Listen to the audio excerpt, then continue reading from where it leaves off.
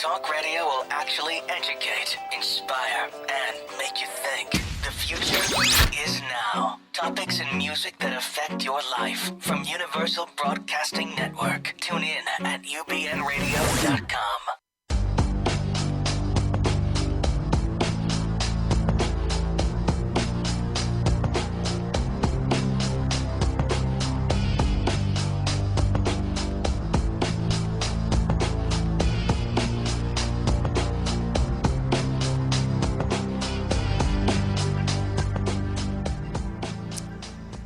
Hey, and greetings and salutations, everyone. Welcome to Dr. Judy, WTF, here on the UBN Radio Network. WTF stands for What the Freud. Please don't get ahead of us. My name's Walt Lusk. I'm your host, as usual, and we, of course, have Dr. Judy Rosenberg in studio. We are going to be continuing our three-part series of the damsel in distress, Maria, a patient that called in last week. And Judy actually breezed through the first three panels of the 9-panel mind map system, and we're going to pick it up again today. But before we do that, well, actually today's isn't a call-in show. We have a call-in. But I wanted to read a little bit from Judy's future book regarding panel 4, which is entitled "The Precipice, the Edge of the Abyss." That's actually, Walt, that's right before panel 4, but it's heading right into panel 4, so. Oh, is it? That says chapter 4. Fine. No, that's that'll work? Yeah, I think it works. It's good. Okay. Please do. Yeah, it's a work in progress, but it's a great book, so stay tuned. Everybody loves it. They say it's always darkest before the dawn. As you've discovered from before, not all bonds are sustainable. Negative bonds inhibit our growth, destroy our sense of well-being, and need to be dismantled.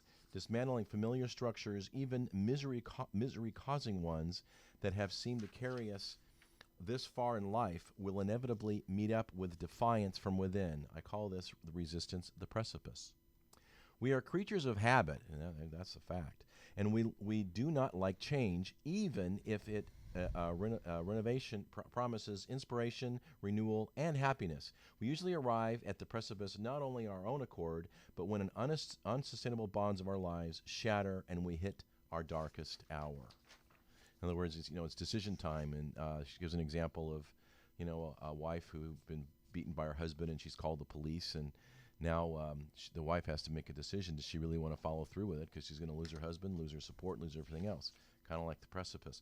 Sometimes we come to the precipice many times in our lives. Often they are first quiet, knocks at the door, or subtle little wake-up calls that attempt to gently shake us from our slumber.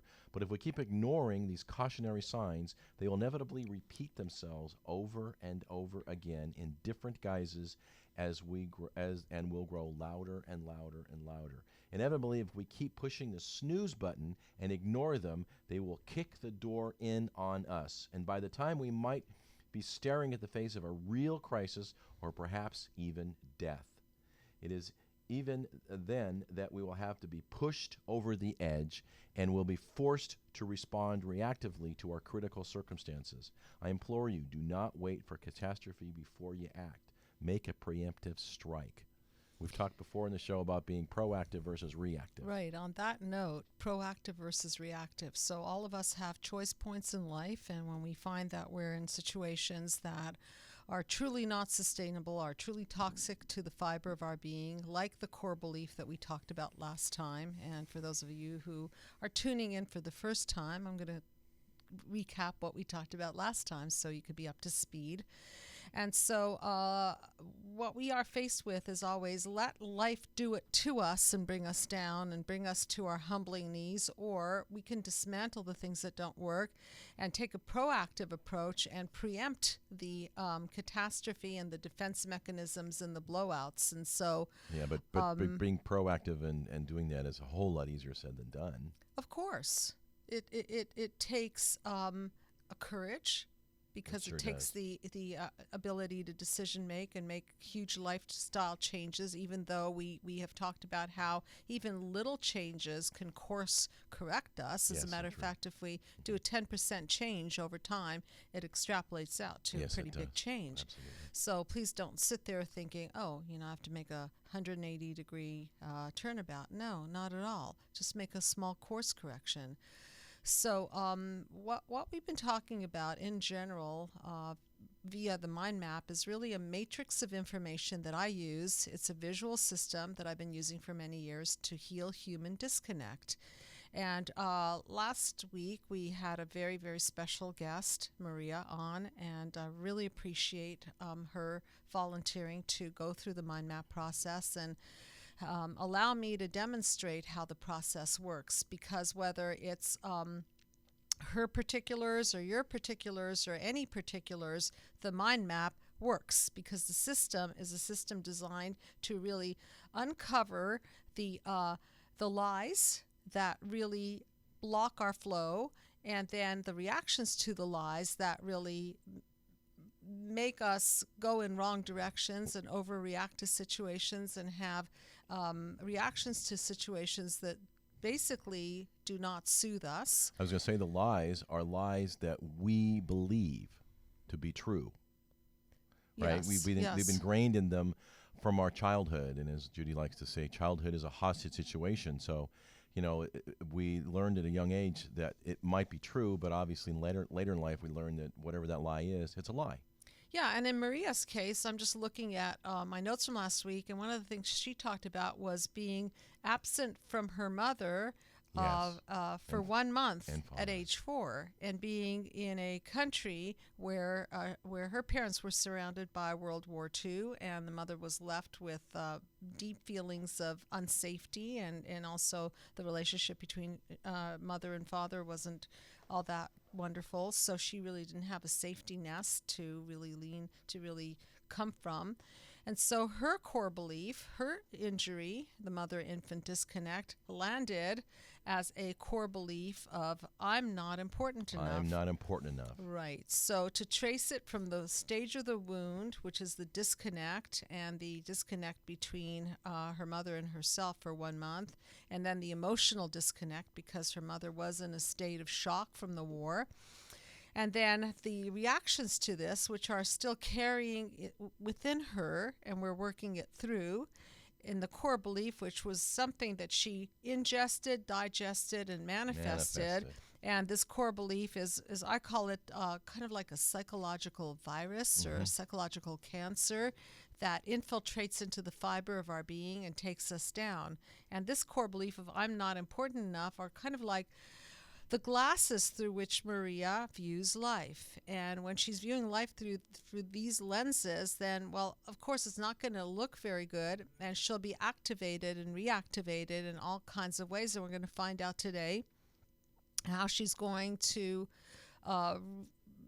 notice and speak to how her core belief has affected her and thrown her into chaos, and the defense mechanism she uses to defend against this chaos. And ultimately, we're going to find out a little bit more about whether she's an imploder or an exploder, or whether she's going to unload here with me and express, and find out a little bit more about the journey from through to. So today, our journey is about through the process. So we've been last week was from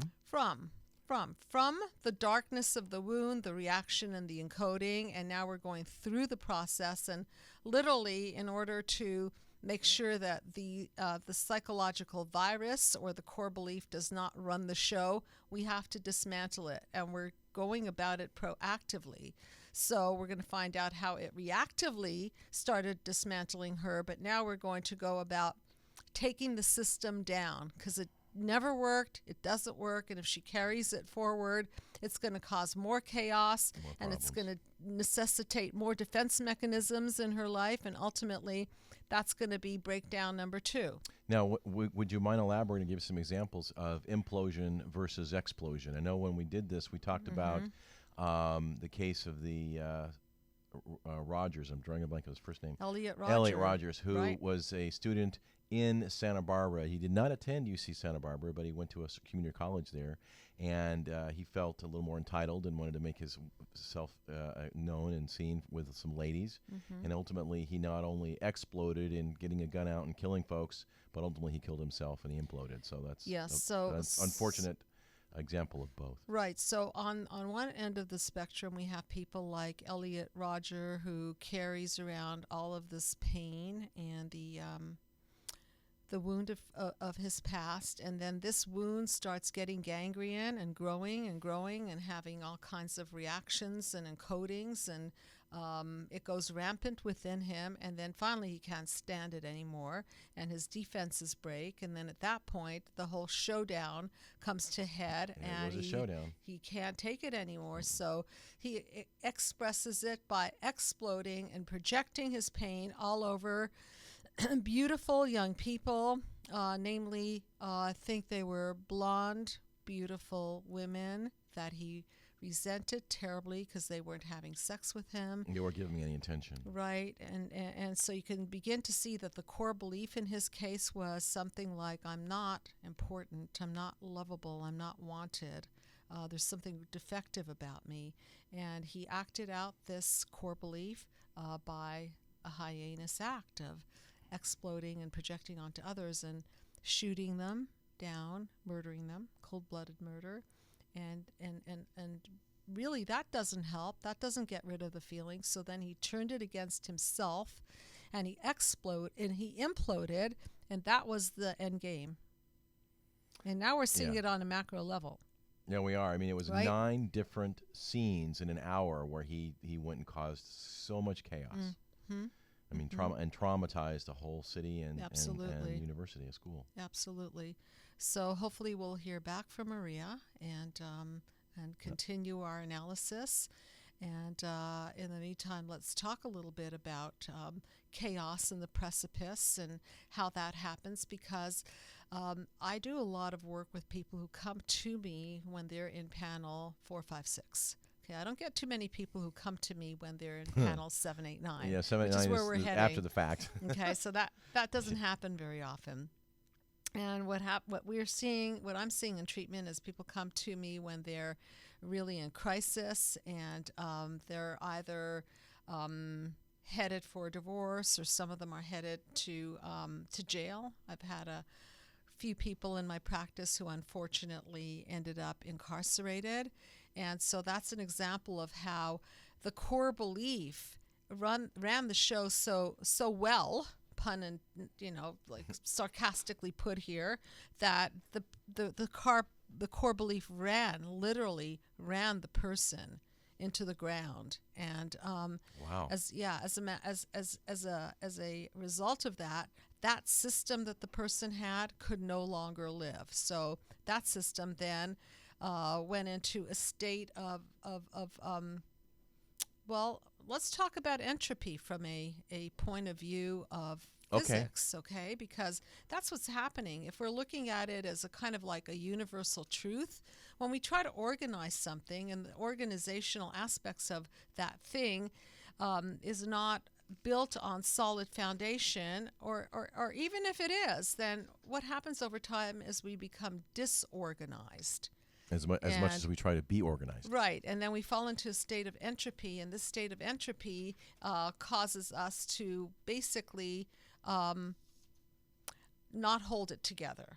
Okay, so it's very difficult for people who have built their life around an unsustainable system to hold it together, because we're then using building blocks that don't work to try to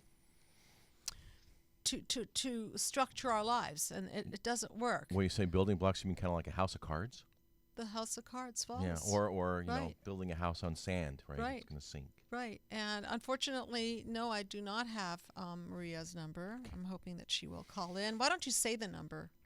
Well, the call-in number is area code 323-843-2826. So if you want to call in, or Maria, I can't remember the number. It's area code 323-843-2826. In the meantime, you can call in, and if you have some form of a aha or precipice issue, you can get on the couch with Dr. Judy, and we would love to talk to you and hear from you and get your perspective and our perspective on it. So I'm thinking that if we don't hear from Maria, what I'm going to do is illustrate from another case study from my practice how this whole system works, because ultimately this is a system. So whether it's Maria's issues, it would really be interesting to hear from you, Maria. I hope that you are listening. Yeah, I hope you're okay. And repeat the phone number. Area code 323 Yes. 843 2826. Right. Okay. So so with that said, what happens to us when we put on a lens that we look through that is a core belief that's based on a lie?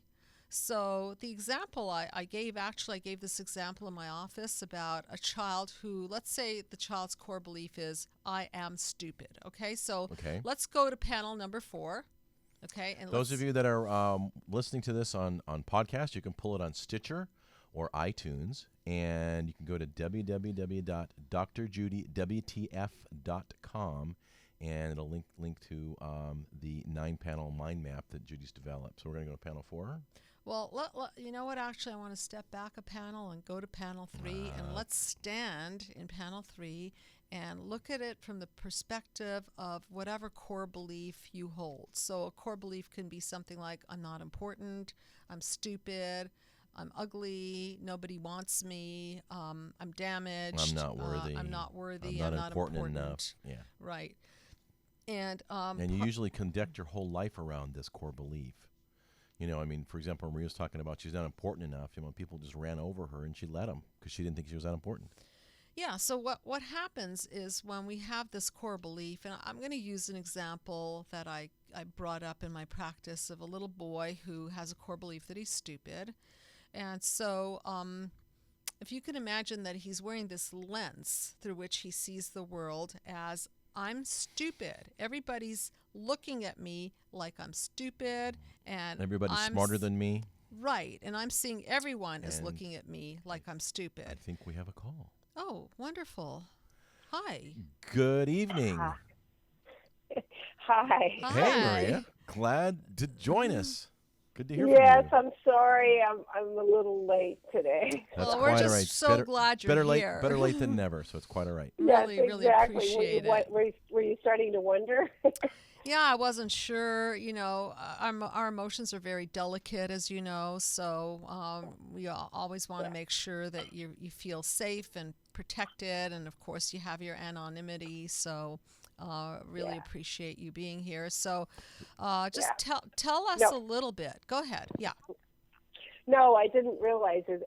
I'm just looking at the clock on my computer. I didn't realize it was quite as late as it was. My watch and my computer have different times on it, so sorry about that. When it happens. No problem. We wanted to just ask you, from our time last week, were there any ahas or comments or queries or questions you had that came to you from our time last week before we dive in this week? Actually, I feel a kind of surge of energy, and it's kind of interesting. Let me think if I had an aha. You sound a little bit more energetic. I had a lot of epiphanies. Yes, I did. Okay. I'd love to hear what's been running through your mind and the epiphanies that you've been having. Well, a lot had to do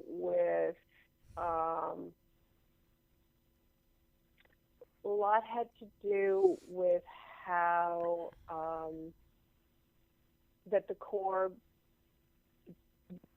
belief for me has been that I have been taking care of myself emotionally my whole life. So why shouldn't I have already healed this?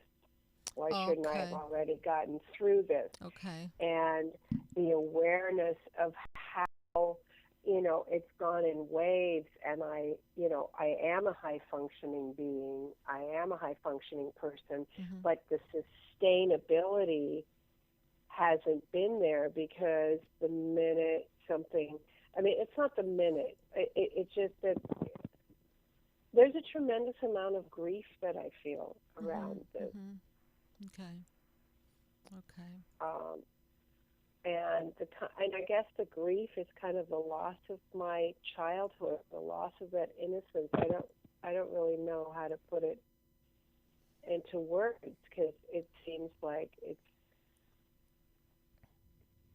I Well, want to ask you. you're still formulating it, so it's okay.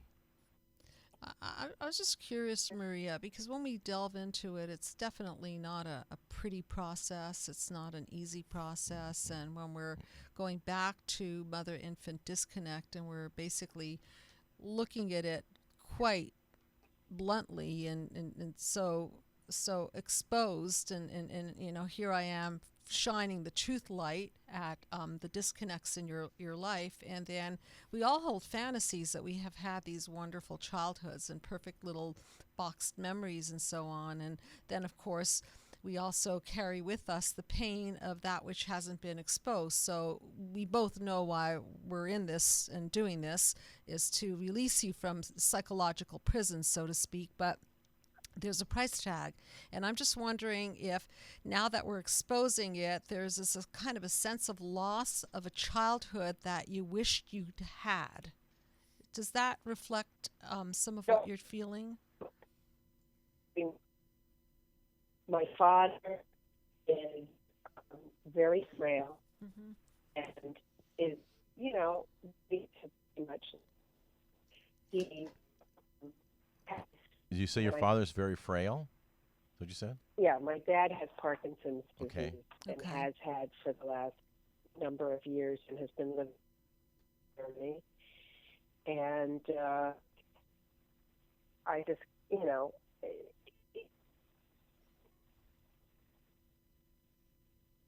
You there?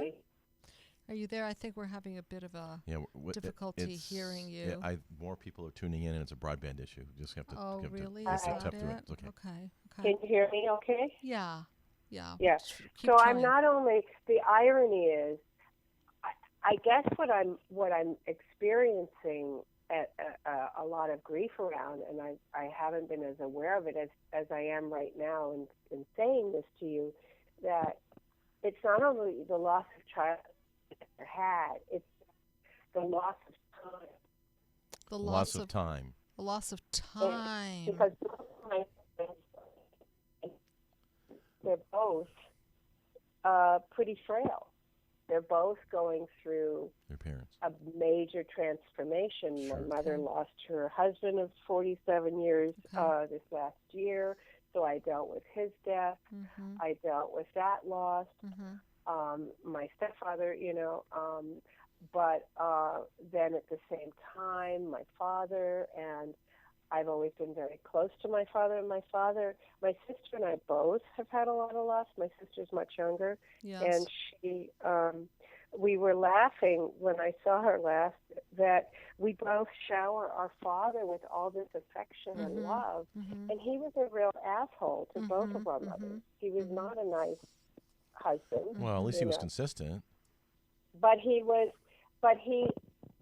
someone that both of us could connect with, because her mother, like my mother, was a victim.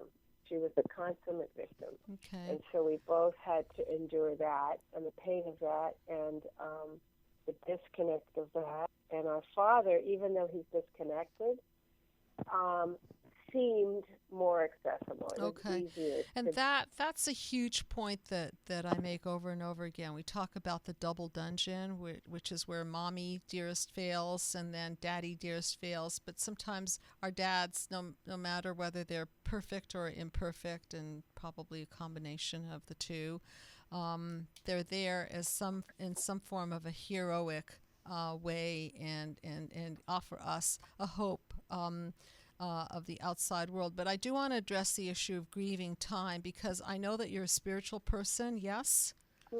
And very much so. That's the thing that's kept me alive. Yes, really. yes. And we will get to this next time, because this is a psycho-spiritual model in the sense that when people, places, and things fail us, ultimately we want to have a trump card, so to speak. And this trump card is really the sense of something outside ourselves. And for those of you who are atheists or agnostics, please do not run. I'll lose some people here. And so, if the higher power that you feel is universal truth or source or God, or call it the light, or call it what you will, or a kind of a universal intelligence, that when we are failed by the people and places and things around us, and certainly your parents were definitely failed by the people, places, and things around them. For God's sakes, they were in world, in an era of World War II. Yes. Okay.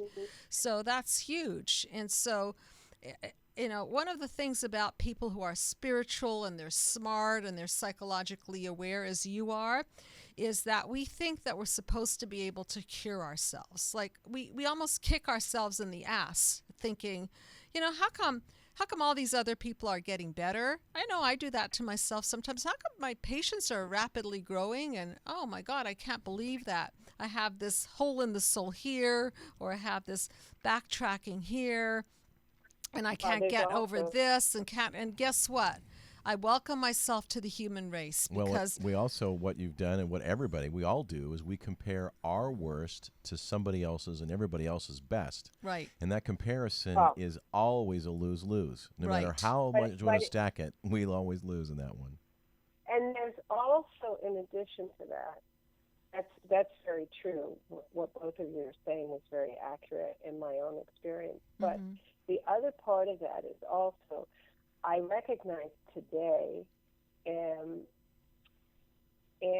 that there's also holding myself, like I feel very deeply when I'm not congruent with myself. Yes. I feel very deeply when I'm out of my intent. That is such a profound statement, and I want to bring a little bit more information to what you said, because when you feel aligned with the truth, correct? When you feel aligned with the light, so to speak, when you are in the flow of your soul and your psyche and health, we'll call it mind, body, soul, right? There's no incongruency there, is there? No. Okay, that's in line, and that's in flow. Yep. Okay, so it's loyalty. It's loyalty to my own soul, loyalty to my own voice. Right. But what happens with me is I negotiate. Okay. And I could have been a lawyer, and a very good one. Okay. Because I can make an argument for this side, and I can make an argument for that side. And in that is where I lose myself. Okay, so let's make an argument. Let's make an argument together. Okay, I'll go with you on this. Let's make an argument against psychopathology, and let's make an argument that things that are not sustainable are based on a lie. Fair enough? Okay, because if something is based on the truth, that is universal. That will hold. I was just reading something about St. Augustine, and one of a philosopher who stated that God is universal truth. And I really love that statement, first of all, because it doesn't offend the atheists and the agnostics, and I like that part, and that we get a chance to really have a common ground with every single human being. So what actually are you conflicting with within yourself is that you're really literally battling the light and the darkness, the truth versus the stuff that doesn't really hold any integrity to it at all. So when we come down to it, okay, that what we're really doing when we're disassembling our core belief is we're disassembling the lie so that we can be in integrity with ourselves. So that we could. For instance, yes. For instance, let me ask you this. Let me just check in and see if this is what you're speaking to. Okay. When I talk about being out of my own integrity, it's like when I raise my voice and I start screaming because I get so upset about something that someone else is doing, or I feel that there's an injustice that's taking place, and or I feel that somebody is being insensitive to me. Okay. There's an upset that takes place inside of me that goes so extreme. It's like something shoots into my brain, and there's a chemical effect. All right. And then I have to work backward to be rational to be able to be calm and speak to it. Now, I've grown a lot, and I'm not as volatile as I used to be when I was much younger, but at this point, it's still something that I can't always catch quickly enough, and something that does it unhinges me. Okay, Maria, and then I get really upset with myself. Okay, so let's go back to this truth and integrity to yourself, right? That's where we started the discussion, yes? Mm-hmm. And yes. we talked about being aligned with yourself. This is a great example, because really what we're talking about is when somebody trips you up, what they're really tripping up is the belief that you have about yourself, which again is based on the lie. Okay, so there it is. Think about it as the psychological. So my relationship to myself. That's right. That exactly right. Because this is about and the role that I played as a child, or the role that I took on. Correct. So look at it this way. First, if we're going to take it to the psycho-spiritual point, let's do it. First, we disconnect from source, okay, universal truth, God, whatever you want to call the intelligent force. Then we disconnect from mother. Then we disconnect from ourselves. And then we disconnect from the world. Or let's say we disconnect from our primary relationships, our husbands, wives. Is this a chronology that you're talking about? Yeah, it's like a domino effect. Okay, right. Think of it as a domino effect. We disconnect on the level of spirit. We disconnect on the level of human, mother and infant disconnect, literally, because we're born out of the womb. So there's a disconnect. Belly button gets cut, and then there are wounds that disconnect us further. And then we have these reactions to the disconnect. And if we're lucky, then dad comes in and heroes us, or somebody comes in and mitigates the damages, or someone teaches us to self-soothe, and then we're very fortunate people. But if not, then it all lands in panel 3, okay? So this is where you're talking about panel 3. Somebody comes along and says something to Maria that vibrationally, psychologically, exactly matches, okay, law of attraction, what they're doing or saying exactly matches what you believe about yourself. And that's based on a lie. And that's where it's out of integrity to begin with. So now let's work backwards. So now you're reacting from something that you believe about yourself that was based on a lie. Get it? Okay, now the new person, whatever person comes in, activates this core belief, and then you fall apart like a cheap suit. And then you know that, wow, somebody activated my core belief. This is going to happen over and over again. I call it a what the Freud, a WTF. And why? Because until we heal that core belief about ourselves, until we go back to the original wound that hurt us and express it there, instead of becoming the tag I'm it person, and that I'm the one to blame, I'm the one to shame, I'm the guilty party, I'm not good enough, I. So in the system, we're really taking it off the I and saying, I am not the cause of part 1 of my life. So therefore, that person tripping me up is really tripping me up because I swallowed a lie. I swallowed a psychological virus, if you will. Okay, can you see that piece of it?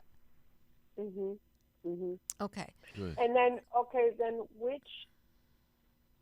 I was thinking back to that early period in my life. Yes. And something pre-verbal that I didn't mention last time is also, in Europe, they have this crazy idea that a child should be potty trained by 6 months. Wow.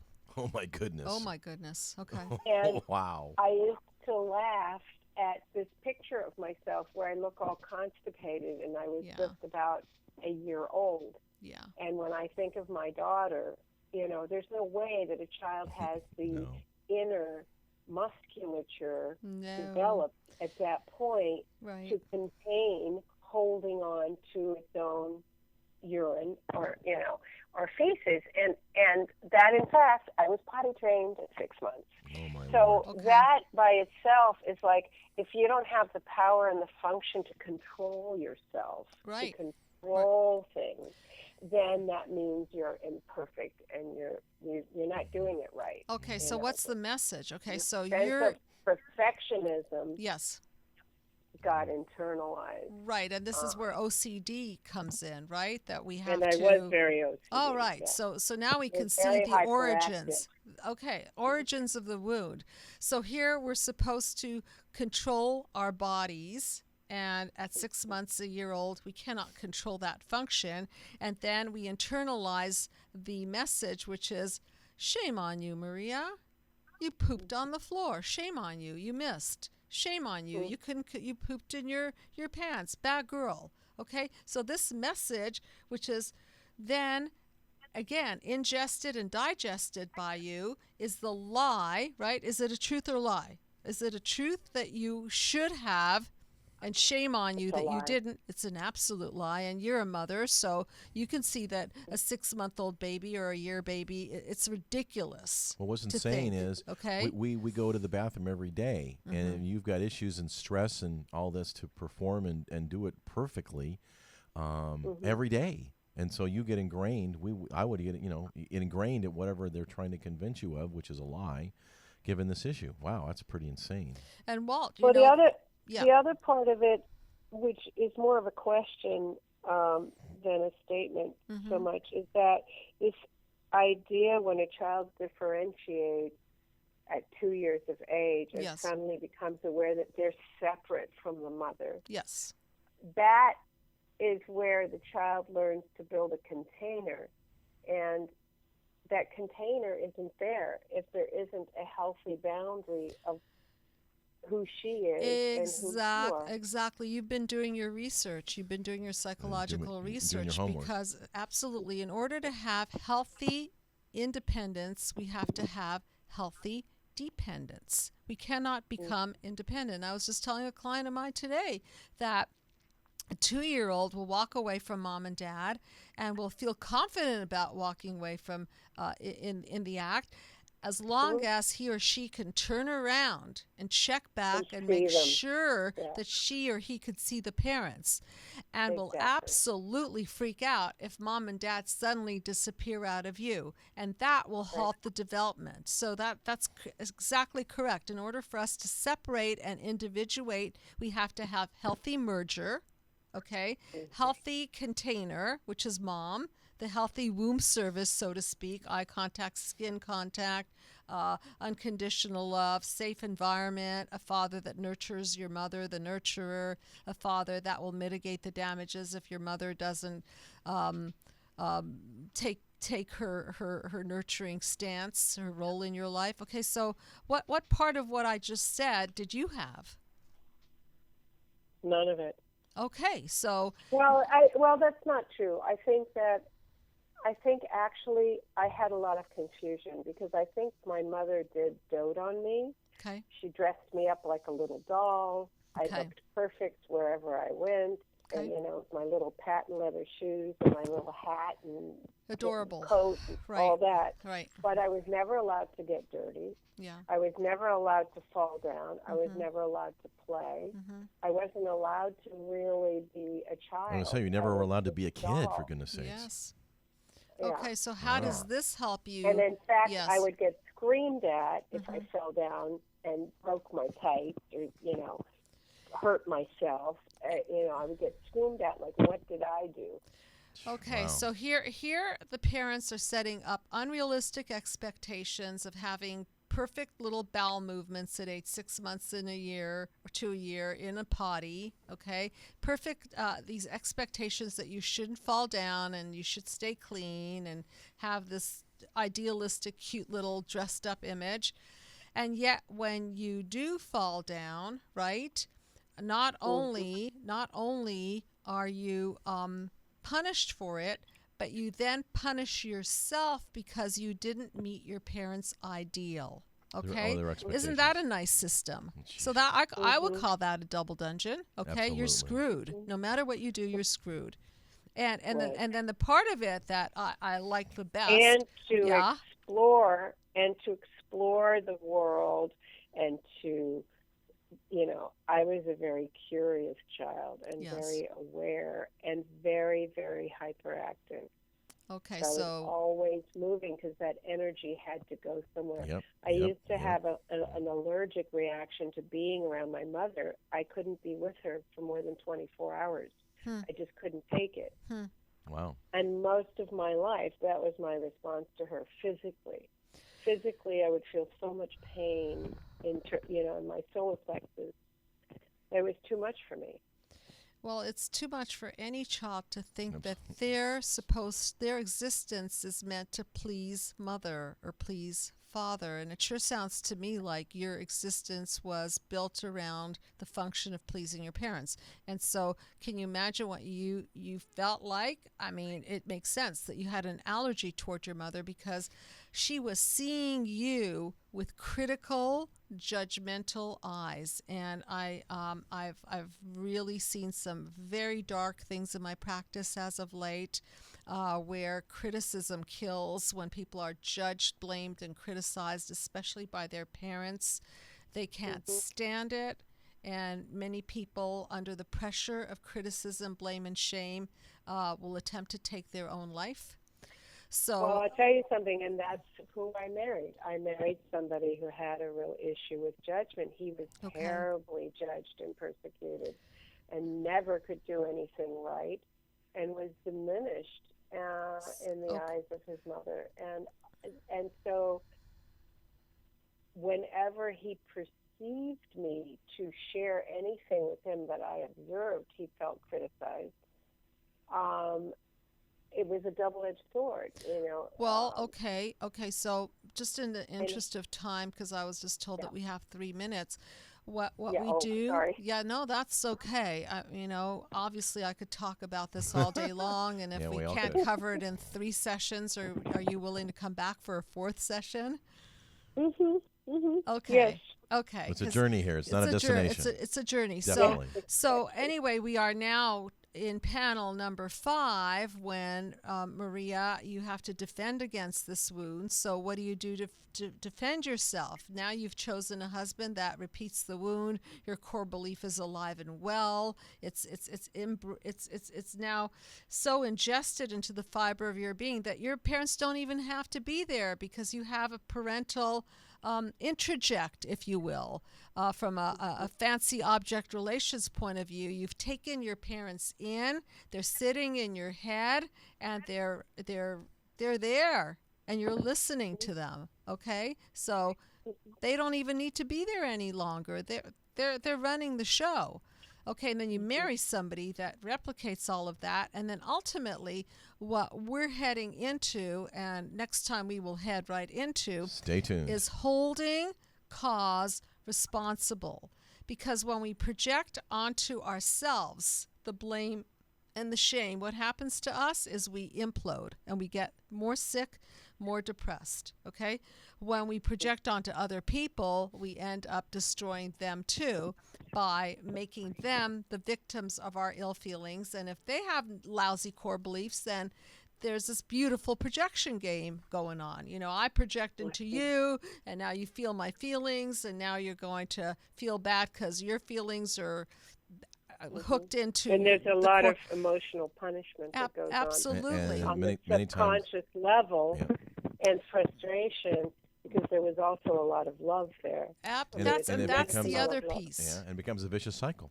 So Right. so if you can come back next week, same time, same place, Well, maybe And we could- maybe a little earlier. maybe a little earlier. A little earlier, definitely. yes. That's I'm fine. so And then sorry. we're going to head into the main, I call it the main vein of the pain, which is the wound, and go into it and really start holding cause responsible. So for those of you listening, I'm not talking about blaming your parents or shaming your parents. I'm simply talking about getting the poison out. And we have choices. We can either hold the poison in and blame and shame ourselves. We can project it onto other people and blame and shame them. Or we can go ahead and clear the passage way from the infiltrated past and unblock the flow and have what I call truth dialogues about what's really bugging us. okay? And it's not necessarily only the person that's causing the damage. So please come back. I think we're at that magical hour where Walt says the clock is the tyrant. But he says I it have so a much que- better I have than a- I do.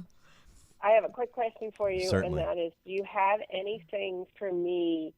Is there anything that you'd like me to do in the way of homework Yes, or yes, reflection yes, for yes. myself Thank that I you. can take with me? Yep. Great What I question. want you to Great do question. is I want you to make a damage list, just like somebody bumped into your car and left you with a fender bender, and now your shoulder or your neck is out, and you've got to see a chiropractor. You get out of the car, you identify the person, he identifies himself, and then you take his insurance card and you say, "Hey, I'm sorry this happened. Nothing personal, okay, but you're going to have to fix my car. You're going to have to pay for my medical bills," and on and on and on. And I also have feelings about what happened, even though you may not think that you were intentional in doing so. So what I want you to do is I want to put together 2 damage lists. A damage list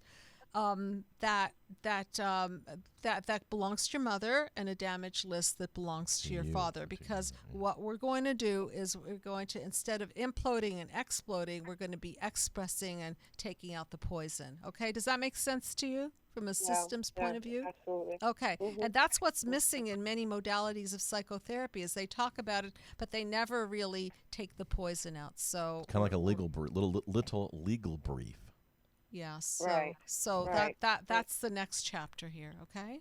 Well, I think the confusion comes in to, well, if you're talking about it, aren't you releasing it? Yes, Isn't it then yes, but we're going cleared to up? yes, and so we're going to end on this note that we're going to release it very directionally, very pointedly. We're not going to sidestep it. We're not going Head to on. sugarcoat it. We're Head not on. going to do anything but shine the truth light on it, and we're going to have a couple of truth conversations next time.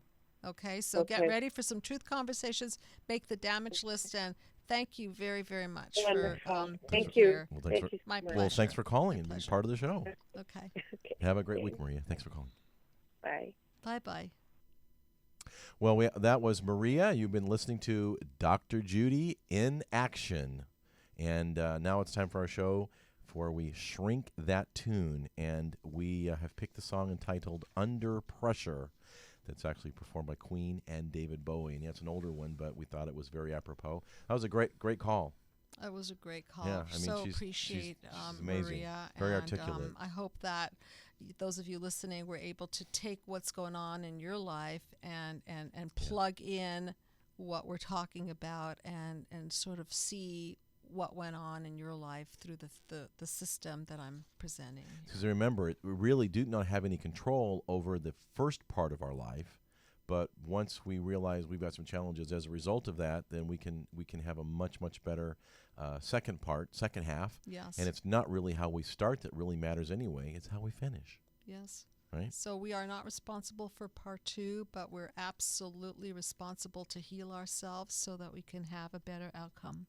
Absolutely. I mean, we're not responsible for Part part 1, one. sorry, but we are Right. the outcome, the responsible, results. and we are the cause of the outcome of Right. our lives. That we are. So, Queen, Under Pressure. Pressure pushing down on me, pressing down on you. No man asked for. Under pressure that burns a building down. Splits a family in 2, puts people on the streets. Okay, so looking at it through the lens of the mind map, we're going to look at under pressure as internal pressure and external pressure. So in Maria's case, there was a lot of external pressure. There Her mother certainly put was. her in a, I guess I'll call it a nunnery for lack of better Yeah, term. when she was really when young. she was really little, Yeah. and she was disconnected from her mother for a month. And so this external pressure plus the pressure from the war, World War II, Yes. okay, and all of the financial pressures and all the pressures of the stress from her parents, okay, these were the external pressures, pushing down on me, okay. It's the terror of knowing what this world is about, watching some good friends screaming, "Let me out."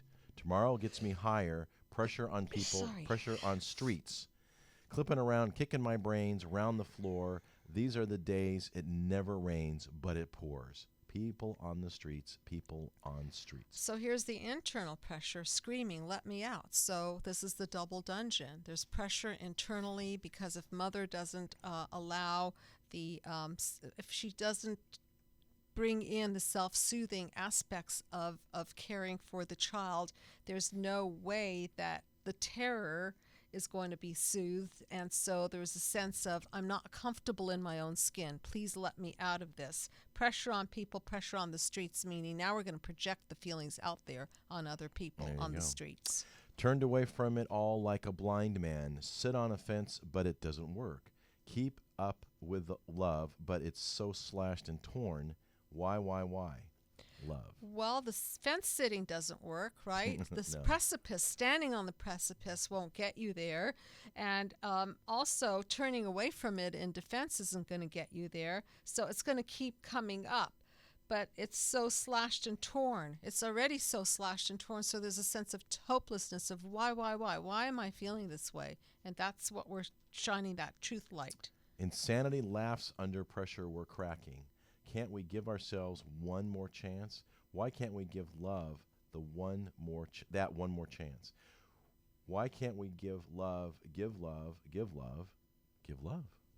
Well, we all know that the most healing force on the planet is unconditional love. Unconditional love. And It so certainly is. when our sanity is at stake, what do we really need is we want to have another chance of connection, of healing. We want to give love, which to me signifies the healing of the disconnect and connecting again one more chance. And we're desperately looking for pathways of healing. Absolutely correct. And lastly, 'cause love, such an old-fashioned word, and love dares you to care for the people on the edge of the night, and love dares you to change our way of caring about ourselves. This is our last dance. This is our last dance. This is ourselves under pressure. Well, this is also the point at which we have that choice point, right? This is our last dance. This is our last. Could be our last chance, Our last too. chance. Our Yeah. last dance. Yeah. And love is an old-fashioned word. If that represents mother-infant connect, then love is old-fashioned. We've always had mother-infants for forever. Well, yes, we have. Okay, and daring us. Motherhood's the oldest profession. Yes, it is. And we dare you to care, and we dare you to change our way of caring about ourselves, meaning that I dare you to look at your core beliefs and to look at the lies behind the core beliefs and understand that the only way we can care about it ourselves is to have self-empathy, which means aligning ourselves with the universal truth. So we shouldn't be too hard on ourselves? Right, because that's where we ingested the message of being hard on ourselves. We're just continuing it like a broken, loopy, what the Freud record. And that's, now we're talking about self-damage, aren't we? Yeah, we are. So this is our last dance, and this is ourselves. And under pressure, we can implode, right, or explode. That's right. Or sometimes under pressure, and under the right pressure, the right psychotherapeutic pressure, right, we can actually shift and morph. Well, and release the pressure And ultimately. release. Yeah. Right. And as we say on the show, don't explode or implode, but unload. So you've been listening to Dr. Judy WTF. We are located at drjudywtf.com. I'm your host, Walt Lusk. You've been listening to Dr. Judy Rosenberg in action. And next week we will continue our series of the damsel in distress, Maria. So stay tuned. I hope you're enjoying this as much as I am. This is fascinating. And we're going to dive into the 6th panel of the 9-panel mind map and beyond. And if you have any queries, questions, comments, or requests for a song to be shrunk, you can write us at info, at drjudywtf.com. So until next time, keep the pressure light. And again, Maria, thank you. Thanks a lot, very Maria. much. God bless everyone. God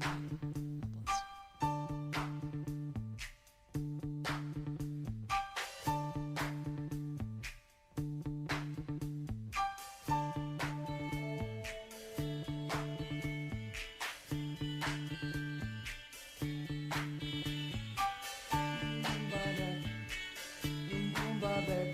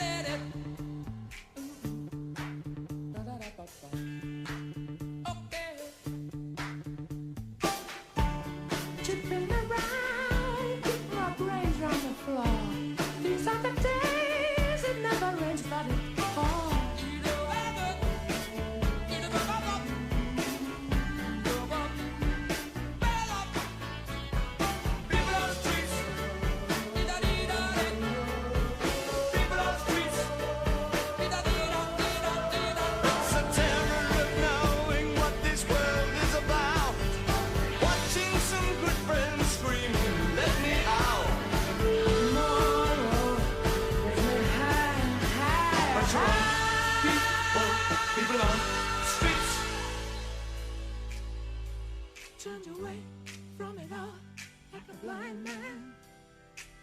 Sat on a fence, but it don't work. Keep coming up with love, but it's so slashed and torn. Why?